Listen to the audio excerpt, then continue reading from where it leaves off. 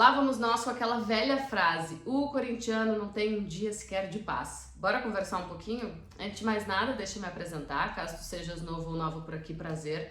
Eu sou Bianca Molina, sou jornalista, sou repórter, setorista do Corinthians. Acompanho o dia a dia do clube pela TNT Esportes Brasil e agora tô aqui me aventurando nesse canal. Não repara, o canal tá só começando, te aproxega, te inscreve. E se no final desse vídeo tu tiveres gostado dele, deixa o teu like, só apertar aqui o botão do joinha. Se tiver gostado muito ou entender que faz sentido, manda pra alguém que ajuda bastante. Como se não bastasse o empate em Porto Alegre pelo Campeonato Brasileiro Masculino, o empate na Argentina pela Libertadores da América Feminina, o corintiano ainda teve que lidar com a notícia que saiu nessa quinta-feira de que o clube sofreu pela sexta vez, uma condenação na entidade máxima do futebol. Se fosse uma piada, porque eu sei que até pode parecer uma piada às vezes, seria aquela de muito mau gosto, porque a gente vem falando já há um tempo sobre os malefícios deixados por outras gestões do Corinthians, mais recentemente André Sanches e Duílio Monteiro Alves. Mas o que fez a gestão do Augusto Melo, piorando drasticamente a situação financeira do clube, é uma coisa assustadora.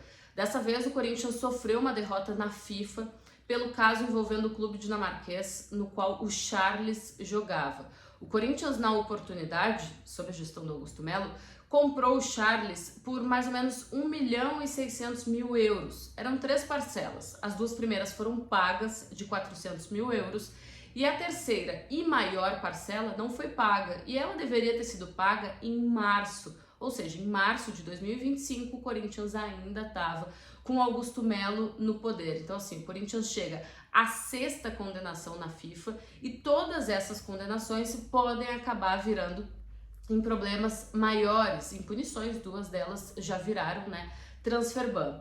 Então, assim, o Midtjylland, né, uma pronúncia, acionou o Corinthians na FIFA em maio, ou seja, 2 meses depois de não ter recebido e provavelmente não ter recebido nenhum norte de quando receberia esse valor. E aí agora teve causa ganha e com isso o Corinthians sofreu uma nova derrota. Daí o valor, que já era alto, 800.000 euros, foi acrescido de uma multa de 200.000 euros, então já virou 1 milhão de euros. E a FIFA também impõe ao Corinthians uma multa de 12% ao ano, contando a partir de março, então a gente já tem aí metade disso, né? 6 meses já se passaram, e também mais ou menos 500.000 reais de encargos pelas custas do processo, ou seja, o que já era ruim ficou ainda pior. Sem falar em outras derrotas recentes que o Corinthians teve na FIFA também, né? A gente já vem falando sobre isso há muito tempo, inclusive eu me pergunto aqui qual será a reação. Imagina se é o mesmo cara do jurídico assinando todos os autos e vendo o mesmo nome, Corinthians, o mesmo escudo do Corinthians sempre atrelado a dívidas não pagas e todas elas num curto espaço de tempo. Vou deixar para vocês aí uma telinha que mostra quais são essas dívidas que o Corinthians acabou constituindo nesses últimos meses. Tem a dívida do Matias Rojas, tem a do Santos Laguna por conta da contratação do Félix Torres, tem a do Philadelphia Union por conta da contratação do Martinez, tem a do Tajeres pelo Garro, tem a do Shakhtar pelo Maicon e agora essa por conta do Charles. Se a gente for colocar na ponta do lápis, são mais de 135 milhões de reais devidos do Corinthians ou para outros clubes ou para outros indivíduos. No caso do Matias Rojas, não envolve clube, é diretamente para o jogador. Então, se a gente fala de um cenário no qual a vida financeira do Corinthians não está nem um pouco saudável, eu não consigo ver horizonte para esse cenário mudar. Porque, de fato, o Corinthians ou precisa fazer grandes vendas ou procurar o recebimento de novas receitas para, de uma vez por todas, voltar a respirar e deixar de correr riscos de sofrer sanções mais rigorosas na FIFA. O Corinthians já teve perda de causa do Matias Rojas e também do Santos Laguna envolvendo o Félix Torres. As outras 4 estão tramitando no CAS, porque o Corinthians recorreu no CAS, que é a autoridade máxima em situações jurídicas, né, em brigas jurídicas no âmbito esportivo, demora alguns meses para ter essa resolução, mas elas podem aparecer a qualquer momento. A gente nunca sabe quando o processo vai ser julgado e o caso vai definir por Corinthians tem que pagar ou não tem que pagar, ou vai reparcelar ou renegociar a dívida. Enfim, fato é que o Corinthians já tem 2 processos que estão dando transfer ban, por enquanto, permanente ao clube, e a gente não sabe se os outros 4 podem virar em mais processos para o clube. A situação ela é assustadora e a previsão a médio e longo prazo ela é tão assustadora quanto, porque a gente não vê um desfecho positivo. Agora, falando de futebol, o Corinthians faz nesta sexta-feira o último treino antes de encarar o Mirassol, o jogo no sábado, 9 horas da noite, na Neoquímica Arena, e para essa partida o Memphis ainda é dúvida.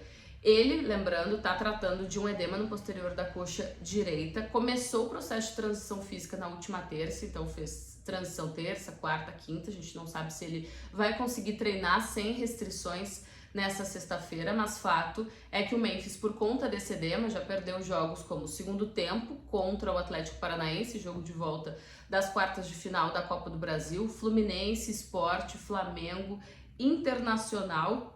Já são 24 dias sem o camisa 10, contando com hoje, essa sexta-feira. Aliás, Memphis, que foi convocado para a próxima data FIFA pela seleção da Holanda. Lembrando que, assim, o fato do Memphis não ter voltado é mais um processo de precaução. Eu acho que devia de mão dupla, parte do jogador e também parte do Corinthians, para evitar possíveis novas lesões. Então, mesmo que ele não fique à disposição agora para o jogo contra o Mirassol, por conta de uma janela de tempo curta, né? Ele teria só o treino dessa sexta-feira para trabalhar normalmente com o grupo. Não me surpreende em nada ele ter sido convocado para a seleção da Holanda, porque de fato acho que o Memphis não... Ele tá bem. Acho que o fato dele não ter voltado ainda foi sim por esse processo de precaução para cuidar uma eventual possibilidade de lesão do jogador, que acabaria prejudicando ainda mais o Corinthians e também ele na seleção da Holanda. O Corinthians, que tenta contra o Mirassol se recuperar de uma sequência ruim de Campeonato Brasileiro, afinal de contas vem de 3 jogos sem vencer, 2 derrotas e o empate. Vai enfrentar o Mirassol, que é uma das sensações do Campeonato Brasileiro, mas também vem de 2 rodadas sem vitória, 1 derrota e um empate. Falando de Libertadores Feminina, o Corinthians empatou na estreia com o Independiente Del Valle, 1-1, e assim, o grupo do Corinthians não é dos mais fáceis, porque tem o Santa Fé também, que costuma ser um time que dá trabalho, e o próximo jogo do Corinthians é no domingo contra o Always Ready. E o Always Ready, ele é o time a ser... Ele vai ser o famoso saco de pancadas do grupo. Então, assim, o Corinthians precisa vencer no domingo para se recuperar ali na tabela de classificação. Lembrando que na Libertadores Feminina, só os 2 primeiros de cada grupo avançam para a fase de quartas de final.